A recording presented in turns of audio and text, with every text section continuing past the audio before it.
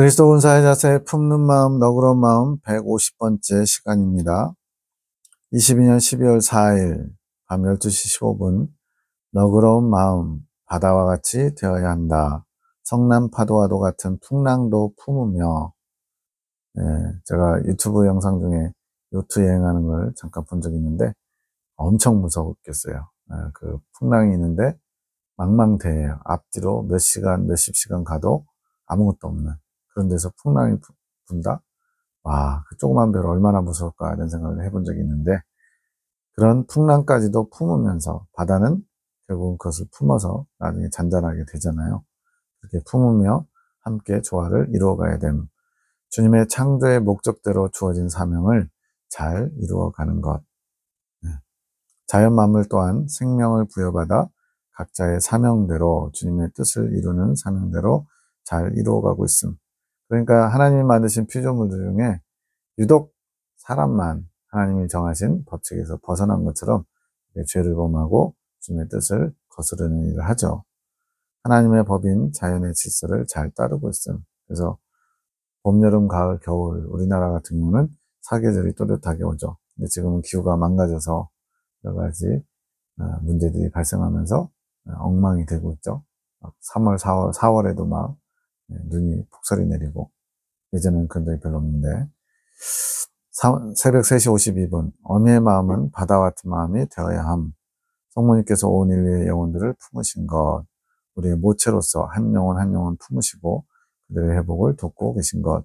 저도 예전에는 그냥 성모님에 대해서 약간 중간 입장이었어요. 막 그렇게 가톨릭 분들처럼 그냥 이렇게 중요하게 또 귀하게 여기지도 않고, 또 한쪽에서 성모님을 뭐 여신 숭배 사상이 들어와서 이렇게 된 거다 하면서 막 깎아내리고, 심지어는 성모님을 저주하는 것처럼 그렇게 극단적인 것도 싫고, 그래서 그냥 받으실 분들은 받고, 그걸 거부할 분들은 거부하고, 뭐 그냥 그렇게 가는 거지 뭐였다면, 지금은 이제 좀 알겠어요. 뭐냐면 주님께서 이렇게 교회사 동안에 많은 하나님의 일꾼들을 세우시고 그들을 통해서 주님께 나오지 못하는 자들을 품으시고 중재자로서 그들을 주님께로 끌어당기신 것처럼 성모님도 묵묵히 그 일을 감당하셨다는 거죠.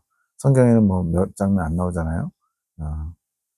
수태고지 처음 태어나실 때 12살 예수님이 잠깐 6월절 때인가 다른 데 가가지고 찾을 때, 그리고 뭐 가나 혼인잔치 이렇게 몇 장면에서밖에 안 나오지만 또 십자가에 죽으실 때 이 성모님의 그 전체적인 틀 안에서 굉장히 예수님을 품을 수 있는 그릇으로서 준비된, 저는 단순히 그냥 그릇인 줄 생각했어요. 근데 이제 지금 보니까 그만한 하나님이 사용하실 만한 높이 성장하고 주님께 아름다운 모습이 있었기 때문에 예수님을 품는 그런 아름다운 도구로 사용되신 거죠. 그것처럼 온 인류 영혼들을 품으시고 회복을 위해서 창조 목적의 회복을 돕고 계시다는 거예요. 많은 그 믿음의 선진들이 지금도 사도신경 표현처럼 거룩한 공예와 성도가 서로 교통하는 것처럼 지금도 많은 믿음의 선진들이 예수님을 따라서 우리를 위해서 기도하고 있는 거죠. 침묵 가운데 본인을 드러내시지 않고 자신을 알아주지 않아도 존재가 몹시도. 성모님 느낌이 참 그렇잖아요. 모든 것을 품어주는 가장 참된 어머니 상을 갖고 있죠. 어머니는 자녀들의 연약함을 품어 사랑으로 감싸주고 판단하지 않는 것, 그들을 세워주는 자. 어미가 자식을 품을 때 조건 따지지 않잖아요. 이 자식은 못나서, 이 자식은 말 잘 들어서, 그게 아니라 다 내 자식이기 때문에 품는 거죠. 기도로 축복이 흐르게 하는 것. 바다와 같은 성모님 마음이 어미 마음의 원천이 되는 것. 모델이라는 거죠, 모델. 우리도 그러한 마음 자세를 갖춰야 된다. 이걸 말하는 겁니다. 22년 12월 29일 충성심. 그것은 사랑하는 마음에서 나오는 것이다. 충성심 그러면은 열심, 열정 이런 의미인데 그 바탕이 바로 사랑하기 때문에 이런 자세를 품어야 된다는 거죠. 헌신을 이룰 수 있는 것이다. 그 충성심으로 헌신의 마음으로 희생을 감내할 수 있는 것이다. 겸손과 순종이 떼려야 뗄 수 없는 밀접한 관계인 것처럼 충성심과 사랑, 헌신, 희생 다 한 선상에 있다는 거죠. 희생의 마음은 이웃을 향한 너그러움. 내 이웃을 사랑하라 여기는 헌신과 희생이 동반되어야 된다는 걸 의미하죠. 주님께서 가지신 자비의 마음을 끌어갈 수 있는 것, 인간이 가질 수 있는 최고의 마음, 이웃사랑이 곧 헌신과 희생이라는 거죠. 이것 너그러운 마음, 이것이 주님의 속성인 것.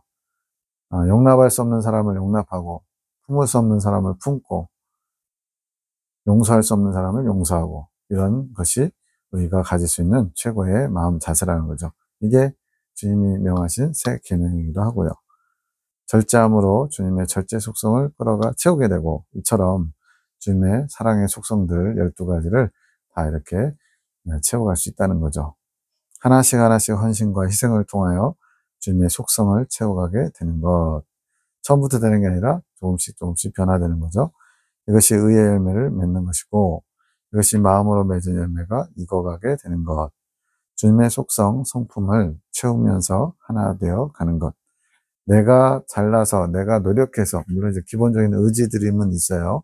의지를 들여서 하는 건 맞는데 그 의지드림으로 완성되는 게 아니라 주님의 것을 끌어와서 내 안에 채움으로써 점점점 나는 익어가고 또 나의 그 주님의 사랑을 전달하는 통로, 도구로서 쓰임받음으로 다른 누군가를 또 변화시키는 익어갈 수 있도록 돕는 그런 사명도 감당하는 거죠.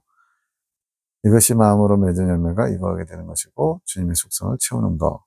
희생을 감내하는 것은 법칙처럼 나오는 능력이 아니기에 우리가 그냥 기본적으로 주님처럼 원래부터 갖고 있는 능력이라면 법칙처럼 나오겠죠. 근데 그게 아니라 그걸 배워가면서 하나하나 이제 내 안에 완성을 이루어가야 되기 때문에 희생이 필요하고 또 감내, 인내하는 시간이 필요한 거예요.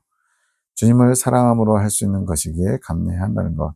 그 사람 자체가 좋아서 또 마음에 들어서 이뻐서 이렇게 사랑을 실천하고 희생하는 게 아니라 주님을 사랑하기 때문에 미워할 수밖에 없는, 용서할 수 없는 그런 사람을 품을 수 있다는 거죠. 주님을 사랑하기 때문에 할 수 있는 것, 의의 열매는 주님의 이끄심에 이끌려 맺어지는 열매. 23년 1월 7일 환상이 보이는데 이장로님, 송장로님이 우 하시면서 고통스러운 얼굴을 하고 계시는 모습이 보인 거예요. 근데 그것이 죄를 이기려고 하는 것, 애쓰고 있는 것, 말씀을 품으려는 자세가 됨. 말씀 때문에 죄와 싸워 이기려고 하는데 고통스러워서 신음소리를 내는 거죠. 애국자매가 해석합니다. 주님의 말씀을 품으려는 자세는 받아들이려는 자세, 이 자세가 돼야만 주님께서 본격적으로 자신의 사상을 깨뜨려 가실 수 있으신 주님께서 말씀을 주셔요. 서로 사랑하라 그러는데 말씀을 받았어요. 그래서 그래 사랑해야지 했는데 그 순간 원수가 나타나요. 그럼 어떻게 돼요? 사랑하라 그랬으니까 사랑해야 되는데 저 사람은 도저히 제가 사랑할 수 없는 사람이에요 라고 조건을 답니다. 저 사람은 이래서 안 되고요. 저 사람은 저래서 안 되고요. 저 사람은 내가 한마디 따끔하게 해줘야 그나마 알아들어요. 내가 아니면 저 사람 통제할 사람이 없어요. 자신이 할 수 있다. 자신이 해야 된다. 이런 자기의를 가지고 그 사람을 품을 수 있다 없다를 결정하는 거죠. 그러면 주님이 깨뜨려 가실 수가 없는 거예요. 그냥 주님이 주신 말씀 그대로를 받으면은 그런 겸손한 자세가 없으면 주님도 일하실 수 없는 거죠. 우리 안에 주님의 말씀을 대적하는 마음, 거부하는 마음 있다면 주님께서도 주님의 일들을 이루어 가실 수 없으신 말씀을 품으려는 자세가 곧 겸손한 자세가 준비된 것. 하지만 이제 본격적으로 장로님 안에 모든 것을 비워가신다는 것을 자각하고 계셔야 됩니다. 왜냐하면 천국에 가져갈 수 없고 주님과 하나 되는데 방해되기 때문에 그걸 다 비워가야 돼요. 주님의 뜻이 드러날 때에 내 뜻, 주님의 말씀을 대적하는 주님의 뜻을 수용하지 못하는 내 뜻이 버려져야 되는 것. 주님의 뜻과 내 뜻이 충돌할 때 내 뜻을 과감히 버려야지 내 뜻이 더 옳은 것 같아요. 내 뜻이 먼저예요. 이렇게 해봐야 아무 유익이 없죠. 충돌하면 주님의 것을 무조건 취하는 게 지혜로운 겁니다. 주님의 뜻 앞에 걸리는 나의 생각, 걸리는 나의 감정들을 말로 분출하는 게 아니라 주님 앞에 가서 해결받으시 하는 것.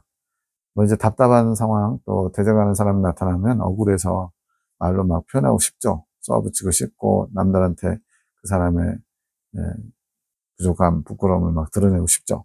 그러지 않고 주님께로 가져가는 거예요. 주님은 다 들으시고 다 이해해 주시니까. 그럼 주님께 풀어야 되는데 그걸 화풀이 하듯이 나 스스로 혼잣말로든 또는 다른 사람에게 퍼뜨리든 그러면 주님의 방법이 아니라는 거죠. 분출하는 것은 바깥으로 드러내는 것인데 주님을 대적하는 악의 씨앗을 뿌리게 된다. 앞선 영상에서 말씀드렸지만 마귀는 우리의 내면은 알 수 없대요. 그래서 우리가 먹은 생각, 감정 이런 것들이 표정으로, 말로 드러나게 되는데 이때 이 말로 막 내 속에 있는 더러운 것들을 쏟아내면 그거는 주님을 대적하는 악의 씨앗을 뿌리는 거래요. 이걸 우리가 모르니까 마치 말 한마디 하면 그냥 사라지는 것처럼 생각하죠. 근데 내가 뱉은 그 악한 말, 더러운 말이 세상을 떠돌아다니면서 누군가에게 또 역사에서 그 말이 영향을 끼친다고 생각해 보세요.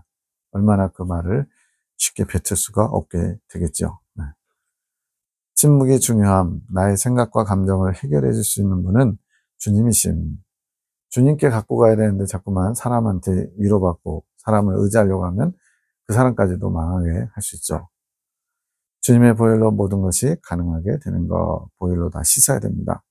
그것을 기억하며 어떤 상황에서든지 내 뜻을 세우지 않고 주님의 말씀을 수용하려는 자세가 중요한 것. 어떤 상황에서든지 모든 상황 속에서 모든 사람과의 관계에서 내 뜻을 내려놓고 주님의 말씀을 수용하는 자세. 내 뜻, 생각과 감정이 아닌 주님의 말씀을 품으려 받아들여야 할 때 나의 것은 비워지고 주님의 말씀이 장로님 안에 점점 세워지며 주님으로 점점 하나가 되는 것. 이제 영감이 느껴지는데 생명나무가 이렇게 딱 느껴지고 주님의 성품이 점점 자라가고 있음. 주님께서 우리에게 생명나무를 주시고 그 생명나무가 자라도록 그래서 어느 때가 되면 생명과를 맺겠죠. 주님의 생명력으로 주님의 성품이 자라가게 하고 있음. 해서 주님의 성품이 내 안에 자라는 것은 사랑의 능력이 나가는 것과는 다른 것.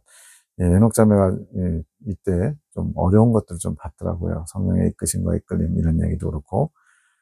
자, 성품이 내 안에 자라는 것은 사랑의 능력이 나가는 것과 다른 것. 두 개의 차이가 이제 뭔지 알려주는 거예요. 주님의 성품이 자란다는 것은 내 안에 주님의 마음이 준비되는 것. 내 마음, 내 생각, 내 감정을 비우면 그 자리에 주님의 마음이 자리 잡게 되는데 그것이 점점 생명나무가 자라듯이 성품이 자라는 거라는 거죠. 나의 마음이 주님으로 준비되고 있는 것. 점점 작은 예수로 준비되는 것. 또 하나의 예수가 되는 거죠. 마음의 준비, 그것이 행함으로 나아가 능력이 되기도 하지만 이 능력은 사랑의 능력이 아닌 성령의 생명의 능력인 것. 이제 그 로마서 8장 2절에 보면 뭐가 나요? 생명의 성령의 법이 죄와 사망의 법에서 너를 해방했다. 법칙처럼 나가려면 내 안에 생명의 법이 있어야죠. 성령과 내주 합일되는 그 경험이 있어야 되거든요. 이렇게 생명의 성령의 능력이 나가기로 하는데 이 사랑의 능력과는 좀 다르다는 거죠. 주님의 생명력과 주님의 생명, 사랑이 함께할 때 크고 풍성한 열매를 맺을 수 있게 됨. 생명력은 뭐고 주님의 생명은 뭐냐? 생명력은 한계가 있으신 어떤 차이가 있냐면 좀 복잡해요. 근데 단순하게 얘기하면 생명력은 준비된 자가 그 생명력을 받을 수 있다는 거예요. 예를 들어서 수로보니게 여인이 자녀, 딸이 지금 막 악한 귀신 들려가지고 큰 어려움이 있으니까 개취급 당하면서도 결국은 예수님으로부터 그것을 끌어내잖아요. 이렇게 생명력을 발휘하기 위해서는 준비된 자, 그것을 받을 준비하는 자, 사모하는 자에게 능력이 나오는 거예요. 근데 그 받을 준비가 안 되면요. 받을 수 없다는 거죠. 그런데 사랑은 한계가 없다. 바다가 성난 파도를 품는 것 같이 사랑은 한계가 없다. 이거는 뭐예요? 그 사람이 받을 준비가 안 돼 있어도 그냥 나가는 거예요. 무한한 거예요. 손양호 목사님이 동신 둘을 죽인 그 공산당 청년을 아들로 삼으려고 할 때, 양자로 삼으려고 할 때, 그렇게 그 상대방이 준비가 돼서 아들로 삼고 품으려고 한 거 아니죠. 그냥 사랑으로 나간 거예요. 그런 것처럼 받을 준비가 되는 사람에게 나가는 건 생명력이고 주님의 생명 또 사랑은 그냥 그대로 상대방이 준비된 거 상관없이 그대로 품게 되는 거. 우리의 화답을 들으시고 일을 행하시는 원리, 원함이 있어야만 주님도 일하실 수 있는 것. 이게 바로 주님의 생명력에 영향을 끼치는 것인데 주님이 이것을 나아가 한계가 없이 바다와 같이 이렇게 품을 수 있는 한계가 없는 생명을 주시기를 주님이 원하신다는 거예요. 좀 어렵지만 생명력은 완성된 건 아니에요. 준비된 자에게 나갈 수 있는 그런 일시적인 것이 될 수 있지만 주님의 생명은 언제나 자리하고 그것이 언제나 발휘될 수 있는 그런 상태, 그렇게 차이점이 좀 있다고 보시면 되겠습니다. 23년 2월 6일 연약한 자신을 보는 것은 믿음을 갖지 못한 것이고 믿음을 갖지 못한 것은 승리하지 못한, 성장하지 못하는 것. 그런데 이건 우리가 다 이런 모습이잖아요. 나의 연약감을 자꾸 보게 되죠.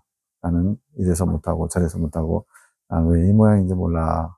그래서 스스로 낙심하고 절망하고 한계를 짓고, 근데 주님은 그걸 원치 않으신대요. 나의 힘과 능력으로는 마귀와 싸워 승리할 수 없음. 그렇죠. 주님의 힘과 능력을 바라볼 때 승리할 수 있게 되는 것. 주님을 바라보는 연습을 날마다 하셔야 돼요. 즉 자신을 바라볼 시간에 그거를 하지 말고 주님을 바라보라는 거예요. 그럼 어떤 기도를 해야 될까요? 저는 연약하지만 부족하지만 주님에게 능력 주시는 자 안에서 제가 모든 것을 할 수 있습니다. 이 고백을 하는 거죠. 그래야만 기회가 주어질 때마다 주님을 바라봄으로 승리할 수 있게 되는 것. 여러 가지 사랑을 실천할, 또 주님의 말씀을 실천할 기회가 주어졌는데 나 자신을 보면 못하는 거예요. 할 수 있는 것도 못하게 되는 거예요. 어차피 이래봐야 또 난 제자리로 갈 텐데 뭐 이러면서 자신에게 실망할 수밖에 없고 낙심할 수밖에 없죠. 근데 그게 아니라 늘 주님을 바라보는 거예요. 저의 부족함을 용서하시고 주님 저를 통해서 마음껏 일하실 수 있게 저는 통로로만, 도구로만 쓰임받기 원합니다. 주님 마음껏 일하십시오. 주님은 하실 수 있지 않습니까? 이런 기도를 하는 거죠. 우리의 마음이 준비되지 않으면 주님의 뜻을 이룰 수 없음. 마음이 준비된다는 것은 땅이 아닌 위의 것을 바라보며 위의 것을 나의 마음에 품는 것. 주님이 우리에게 막 엄청나게 숭고한 정신, 거룩함, 이걸 막 요구하면서 그래야 내가 널 쓸 수 있다, 이렇게 얘기하시지 않는 거예요. 나는 너의 부족함과 연약함을 안다. 너는 나에게 맡겨라. 내가 너를 들어 사용하기 원한다. 나에게 필요한 것은 나의 마음을 알고자 원하는 그런 자세, 그런 마음의 준비만 있으면 돼. 나머지는 내가 할게. 능력 행하는 것은 네가 하는 게 아니라 내가 하는 거잖아. 너는 나의 능력을 품을 준비만 하면 돼. 그것이 뭐예요? 원하는 마음, 간절히 주님을 청하는 마음, 주님을 모셔드리고자 하는 마음, 이것만 있으면 된다는 거죠. 우리가 주님의 것을 하나하나 가져올수록 주님으로 성장할 수 있게 되는 것, 주님의 것을 취하는 것이 성장하는 것이고 이것이 천국을 침노하는 것입니다. 날마다 주님의 지혜를 찾아 헤매야 함. 연약한 자신을 의지하지 말고 날마다 주님을 의지하며 그분의 지혜로 우리는 날마다 덧입혀 성장을 이루어야 되는 것. 근데 이게 머리로는 알아도 실천하기는 좀 어려운 것 같아요. 자꾸만 나의 연약함을 바라보게 되고 그것이 나를 발목을 잡거든요. 근데 그걸 누가 하냐면 배후에서 마귀가 하는 거예요. 욥을 참수할 때도 보세요. 하나님은 순전한 자, 당대의 의인이다 인정해 주는데 에이 이것저것 많이 줘서 그렇죠. 다 뺏어보세요. 안 그럴 거예요. 에이 아직은 몸이 멀쩡해서 그래요. 몸까지 쳐보세요. 당장 주님 저주할걸요. 이런 식으로 계속 나의 연약함을 집요하게 공격합니다. 그래서 그걸 바라보면 순간 낙심할 수밖에 없어요. 이제 그런 시선들을 내려놓고 그렇다고 뭐 뻔뻔해지라는 거, 죄를 지었으면서도 주님이 죄인이라고 여겨주지 않으니까 난 괜찮아, 이런 얘기 아닙니다.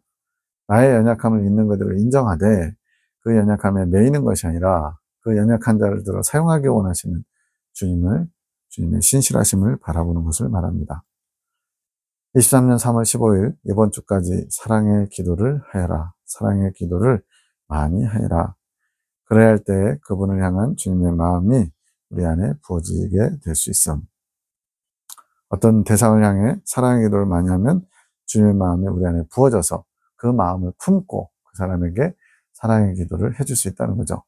이것이 주님의 능력. 우리는 영혼을 사랑할 수 있는 능력이 조금도 없음. 저도 예전에는 나도 그래도 조금은 할 수 있어 라는 생각이 있었거든요. 이제 시간이 갈수록 또 성장하면 성장할수록 나는 아무것도 아닌 존재, 오직 주님이 다 주셔야만 하고 다 주님의 것으로만 할 수 있다는 고백이 자동으로 나옵니다. 그 능력을 주님께 받아야만 내 안에 능력이 될 수 있는 것, 그것은 사랑의 기도, 주님의 사랑을 받아서 그 사랑을 통로로서 흘려보내는 거죠. 사랑의 기도를 많이 하여라. 그리함으로 우리의 마음이 더 준비될 것. 사랑의 기도는 영혼을 향한 기도, 즉 축복 기도. 축복 기도 어렵나요? 어렵지 않잖아요. 진심으로 주님의 마음을 품고 주님의 시선으로 그 사람을 바라보면서 그 사람의 연약함과 부족함을 주님의 사랑으로 축복하여 메꾸는 거죠. 도와주는 거죠. 축복단 나의 생각과 감정으로 하는 게 아니라 주님의 마음을 알려고 해야 돼. 항상 모든 건 난 초점이 주님의 마음을 품고 해요. 그럴 때 부어질 수 있게 됨. 하늘에 있는 축복을 믿음으로 끌어와 사용한다고 생각하면 됨.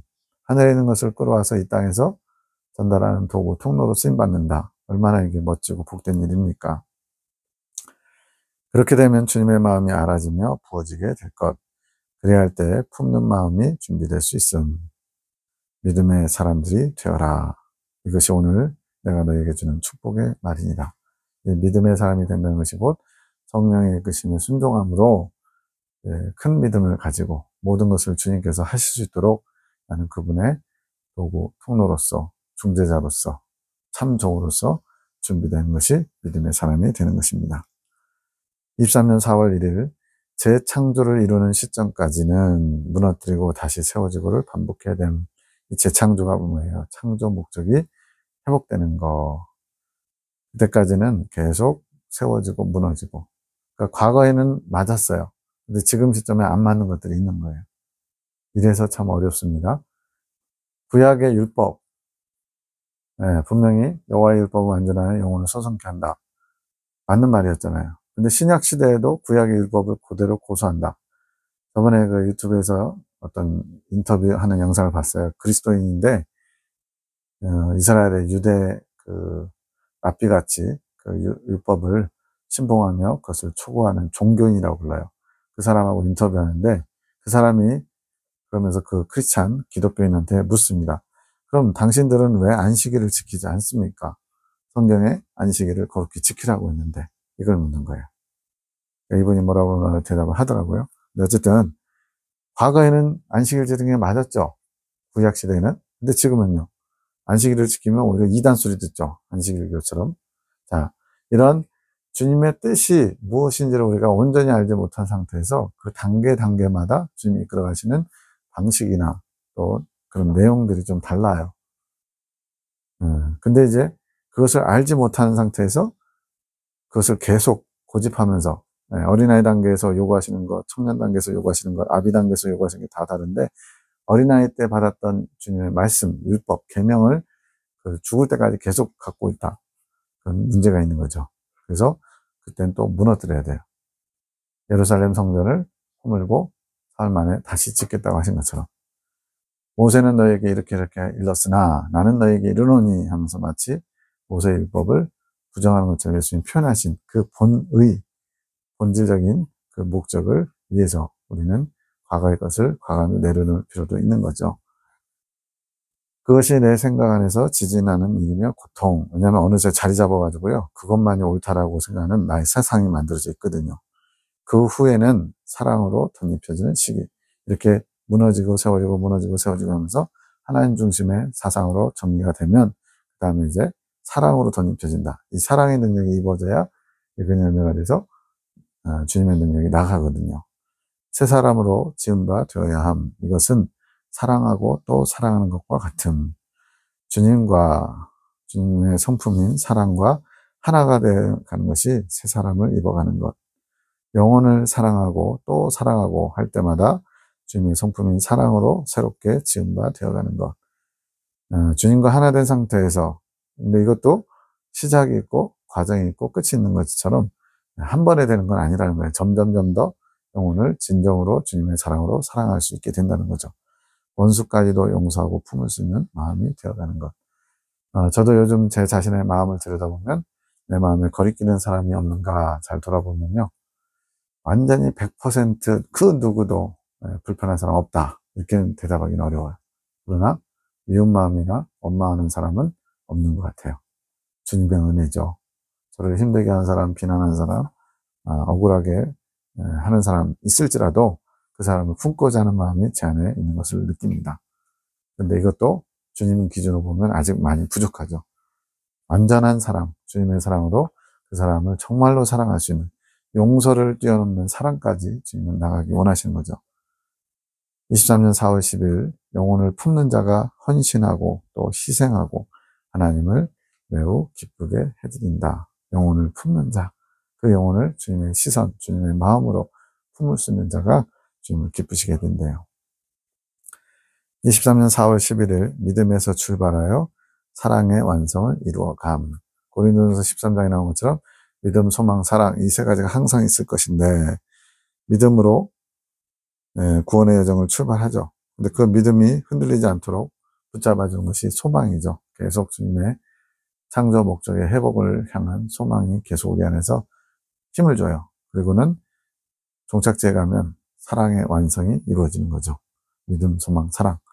나무로 표현하면 믿음의 뿌리, 소망의 줄기, 사랑의 열매 이렇게도 표현할 수 있을 것 같아요. 주님이 보시는 믿음의 척도는 화답이다. 왜냐하면 내가 뭔가를 해내는 것이 믿음이 아니라 나는 주님이 하시겠다는 것을 화답, 믿고 받아들이는 것. 믿어야 화답하죠. 주님께서 내가 이렇게 할 것이다 하면 아멘 하잖아요. 그런 식으로 말로만이 아니라 진심으로 그것을 받아들이고 그렇게 되기를 원하며 또 주님께서 나를 통해서 하고자 하시는 바를 내가 이룰 수 있도록 제가 스탠바이 종의 자세로 준비하겠습니다. 이게 바로 믿음의 척도이면서 화답인 거죠. 사랑의 척도는 헌신. 이제 그 화답, 아멘 한 것을 실천할 수 있느냐 물으시는 거죠. 그래서 그것이 사랑으로 나갈 수 있을 것이 되어야만 그게 진정한 헌신이 되는 거죠. 주님 말씀에 화답한 것을 얼마나 지키려고 하는지 언행의 일치. 말로만 아멘 하고서 실천하지 않는 것. 이게 아니라 그 고백한 것, 믿음으로 화답한 것이 사랑으로 보여져야 된다는 거죠. 행함으로. 이것이 충성심이며 주님을 사랑하는 마음으로 받으시는 것. 우리에게 주시는 말씀은 씨앗이고 이 씨앗 자체가 열매는 아니죠. 이것이 생명력을 지니고 있어서 우리가 말씀의 씨앗을 품어 자라게 해야 됨. 믿음으로 때를 기다려야 한다는 것. 자라는 과정 동안에는 열매를 거둘 수가 없어요. 어느 단계까지 자란 다음에 열매를 맺히게 되죠. 그때까지는 인내하면서 그 말씀이 풍성하게 잘 자랄 수 있도록 계속 품어야 된다는 거예요. 성령의 이끄심의 화답과 충성심으로 말씀의 씨앗이 열매 맺게 각자 마음의 농사를 잘 지어야 함. 그래서 저번 영상에 씨앗이 문제가 아니라 땅이 문제다. 물론 이제 좋은 어떤 씨앗도 있을 수 있죠. 근데 그보다 그 씨앗이 심겨진 땅이 걸음이 좋고 여러 가지 환경이 좋아야만 좋은 열매들을 많이 맺을 수 있죠. 이 마음의 밭을 말합니다. 23년 4월 14일, 4월 13일 너그러운 헤아리려는 노력이 필요함. 나는 가만히 있는데 기도한다고 주님께서 능력을 부어주시는 게 아니에요. 그러니까 이럴 때 의지가 필요하다는 거예요. 주님의 말씀을 받고 그 말씀대로 내가 살아보려고 하는 거. 그냥 처음부터 끝까지 A부터 Z까지 내가 의지적으로 하는 게 아니라 주님이 먼저 당신의 뜻을 나타내시고 내가 그 뜻을 화답으로 받고 그러고 나서는 이제 그 말씀이 역사하실 수 있도록 나는 자꾸만 나를 내어드려야죠. 그게 의지를 드리는 겁니다. 내가 환경 속에서 너그러지려고 노력하고 헤아리려고 할 때 주님의 능력을 사용할 수 있게 되는 거. 모든 것에서 나의 침노하는 자세가 필요한데 침노의 자세를 진정성으로 받으신다. 정말로 네가 원하냐? 정말로 네가 내 말을 품고 그 말씀이 이루어지기를 바라고 있느냐? 이러한 진정성을 주님이 보신다는 거예요. 그게 바로 아까 얘기한 수로보니 여인 것처럼 주인이 자녀들에게 먹이기 전에 개들에게 먹을 것을 주지 않는다. 그랬더니 맞습니다. 옳습니다. 그렇지만 그 개들도 주인의 상에서 떨어지는 부스러기를 먹지 않습니까? 부스러기 은혜라도 주십시오. 이런 것이 정말로 진정하게 진심으로 그런 주님의 자비와 긍휼을 구하는 자세죠. 이거에 합격을 받아야만 주님도 일하실 수 있는 거예요. 침노의 자세는 내 노력의 자세. 하려고 노력하지만 그러나 내 힘으로 하는 게 아니라 주님의 도움을 구해야 함. 순교가 필요함. 말의 순교, 생각의 순교, 감정의 순교. 말의 침묵, 생각의 침묵, 감정의 침묵하고 같은 거죠. 그래서 순교는 내 것을 버리는 거예요. 죽이는 거예요. 우리 안에 순교가 이루어질 때 주님으로 부활을 입을 수 있게 되는 것. 순교는 침묵, 죽음을 각오하는 마음으로 내 입술을 침묵하고 내 생각을 지키며 내 감정을 지켜야 되는 것. 죽음을 각오하면서까지 해야 되나 싶죠. 근데 죽음을 각오해도 넘어지는 게 우리 연약함이거든요. 그래서 죽는다는 각오로 내가 내 생각을 입 밖에 내지 않으리라. 내 주님으로부터 오지 않은 생각을 품지 않으리라. 주님으로부터 오지 않은 감정을 내 감정으로 삼지 않으리라. 이런 죽음을 각오하는 일사각오의 정신으로 해도 될까 말까한 게 이게 참 어려운 거죠. 우리의 이런 노력이 필요한 것, 나 자신을 주님께 바치는 순교의 노력이 필요한 것, 그럴 때 주님으로 다시 부활할 수 있는 자격이 주어지는 것,